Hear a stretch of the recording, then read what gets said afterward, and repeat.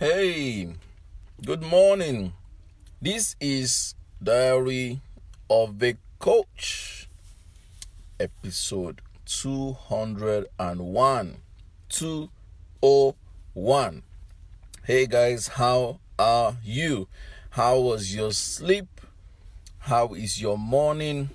It's wet in Abuja, the federal capital city of Nigeria in West Africa. It's a morning. We're having our second day of mental health first aid level 3 in Abuja. And today is also the day of the African Wellness Summit where I'll be a panelist. I'm humbled to be a panelist to honor Hajia Hawahuru. So this morning I want to talk about we are insecure mentors. We are insecure mentors.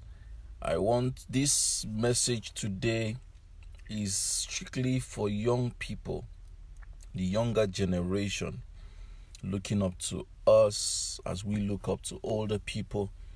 I want to give you a gift that we are also insecure mentors. And I want you to guard your heart with all diligence. I want you to guard your heart with every understanding. I want you to know that if you follow us with blindness, we may mislead you into a pit. I want you to know that while you may aspire to overtake us and aspire to be like us, like some of you try to tell me, I want to be like you, I want to be like you. Every time I tell you, you should actually aspire to be more than me.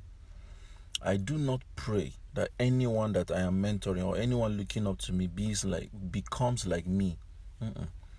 I don't want you to be like me. I want you to surpass any record I would ever make in my lifetime. That is what I want. My aspiration and prayer is that in my lifetime, if you ever aspire to manifest, you should surpass me. So, this is for you. Your mentors are also insecure. Your mentors are also human beings. Your mentors also need help. Your mentors also need direction sometimes. Your mentors also need prayer. Your mentors also need support. We are insecure with our content. Sometimes you want to take everything. You want to eat and eat and eat from us, and we territorialize our content because we are afraid that you may take our content and run with it and maybe become better than us. Some of us, and when I say us, I mean me, my colleagues, my contemporaries, maybe some of my seniors, we are like that. We will not give you some of our content because we don't want you to run away. It's insecurity on our part. It's insecurity. We are insecure with our friendships because we have found that even among ourselves, when we introduce ourselves to our networks, we go around stealing our networks. It's insecurity of the highest order for you to steal someone else's network without their consent, especially. It's insecurity of the highest order. It's very wrong. I recall an incident where I met a new acquaintance through a mutual friend, and the new acquaintance was saying that, if you have to do anything with that guy, you know that I'm supposed to be aware, right? And I said, I'm not even interested in doing anything with anyone. I just want to build relationships that matter. And, in the course of the conversation, the new fellow wanted us to do a particular business in the area of my niche. And I said, please, I would like for us to notify my mutual friend in every conversation. And he took offense, like, why? What's the meaning of that? I said, no, I really don't want issues. So you see insecurity playing out. We feel that we are entitled to friendships because we feel that it's our life. We can do what we want. But we forget that there is credibility. We forget that there is honor. We forget that there is a process. We forget that there is a procedure for engaging friendships. What if the new relationship you jump at behind the friend through whom you were connected, what if it goes sour? Would you come back and say, hi, and I should have found out from my mutual friend who this person is? anything can go wrong. Anything can go wrong. So most of us who are practitioners, who are seniors, who are mentors, who are role models, we have our insecurities. We're insecure about money. We're insecure about wealth. We're insecure about success. We're insecure about material things. We're insecure about intellectual things.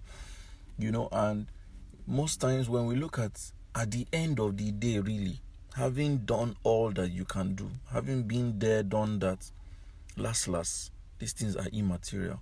I watched a video last week that humbled me. Many of us know the Iron Mike Tyson, right? The pugilist, the world-class, world-known Mike Tyson. The Iron Mike Tyson, whose blow in his days was equated to a bag of cement, 50 kg. The weight of his blow was 50 kg of a bag of cement. They equated it. And guess what? Iron Mike Tyson last week brought out all his belts, all the belts he won in all his championship days and professional boxing days. And he says, they are worthless to me now. I looked at those belts, I was like, wow. I saw that video, I was like, man, these were belts he would die for. These were belts he would beat anybody for. These were belts that made him famous.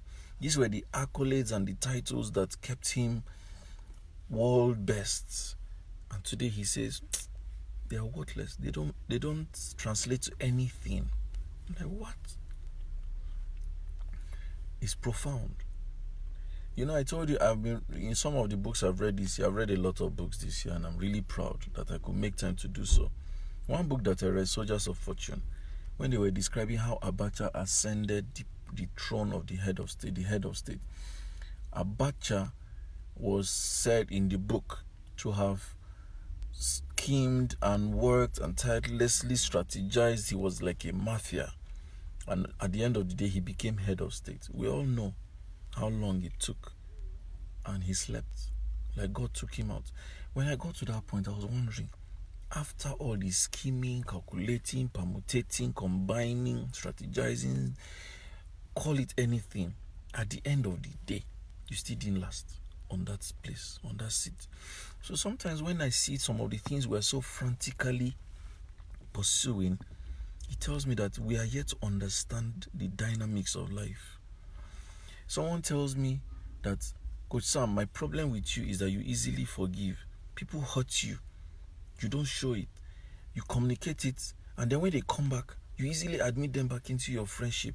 And it's as if you don't know that people can hurt you again. I tell people, I really don't know how I do it. I may be angry with you for 10 years. Just one day of telling me, Coach Sam, how far, good morning. Or Sam, how far now? Waiting to happen. Man, I miss you. Instantly, it's as if I just feel the weight off my chest. Instantly. I don't know how it happens. But I'm grateful that I'm like that. It may be a weakness. I don't know. It may be a dysfunction. I don't know. But the truth is, I'm happy I'm like that. I'm happy that by just a stroke of a greeting or a connection, I can let go of my anger, of my pain, of my frustration with a person. I'm happy that it's like that. I'm happy that I can, because someone told me the things you share, you're supposed to be preserving it, because that's your trade secret, that's the depth of your content. I'm happy that I can be liberal with the things I know. People walk up to me, how did you create a structure for Sopka? How are you running two parallel companies, Sopka and BSG, at the same time, and they are visible, they are succeeding? I say what I know, because I got it too, by grace. There are a lot of things I do that I know I didn't read anywhere. Maybe, by product of many things I've read, by product of many people I've heard and listened to. But I know there is a place of an unction, a revelation that guides my work. So I try to train my mind. When I find I'm insecure about something, I try to train my mind and ask questions like, what do I stand to lose if I share this thing? What do I stand to lose if someone else knows what I'm doing? How is it a problem if I share what I have? How is it a problem if I follow procedures and the right path of doing things? Because it's very important to understand that insecurity is a sign of self-esteem issues. Insecurity is a sign of self-esteem issues. When you struggle with insecurities, what is insecurity? When you suddenly feel pressure to hide information, to withhold information, to territorialize what you have, what you think is yours. That's the right word. What you think is yours. When you try to withhold or corner what you think is yours, that's insecurity. Being secure is that when I like something, or I want something, or I love something, I will let that thing flourish by itself. If it is meant to be, it will be. If it is not meant to be, there is no amount of hustling that will bring it to pass. Stella, your head is not correct. Because I've watched Pilgrim's Progress. Look at you. So don't go and watch it. So being secure is a function of knowing that I can manifest every given time because I believe in myself. That is security. Being secure is the function of having a good sense of self-worth, having a good sense of self-confidence, having a good sense of self-esteem, such that no matter what you lose, or no matter what looks like it is threatened, you tell yourself, for as long as I'm alive, I will replicate it. That is a sense of security. Because some of you are in relationships, and in your mind, this person is do or die. Anything that looks like somebody is trying to come close to my lover, or somebody is trying to take my lover, or somebody is trying to destroy my lover, you go into a chaotic frenzy. There's no need. If your lover will leave, he will leave. If your lover really wants to stay, nothing can take the lover away. It's a function of them wanting to stay. If you like, copyright your content, copyright, so that nobody sees it. One day, it will still be exposed. Albert Einstein is reputed to have done so many research works that were not known to man.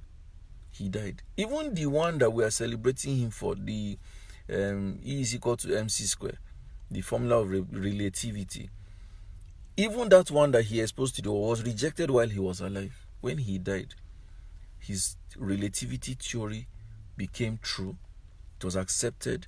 Then his other bodies of work started becoming popular after he died. So guys, this life is a vapor. Now you dey here. Now you don't waka. That is why insecurity is baseless. So I want to charge you, especially our upcoming people. Don't be all about sharks. Don't be all about survival of the fittest. Don't be all about trying to outwit anybody, trying to outsmart anybody, trying to prove a point. There's no point to prove. No point to prove. There are so many popular people. They don't have anything, no structure, no substance, no money, no security. Meanwhile, there are so many obscure people who are doing very well and they've secured their future. There is no point to prove. There is no point to prove. Just be. Important for you to know that. So, I want to wish you well. I celebrate you. And I want you to remember, you are enough. Everything you need, you have. And what you have is good enough to take you to the next place of success. I love you guys. And I wish you the very best. This is Diary of a Coach, episode 201. It's a beautiful Saturday. And I'm off to do business. God bless you.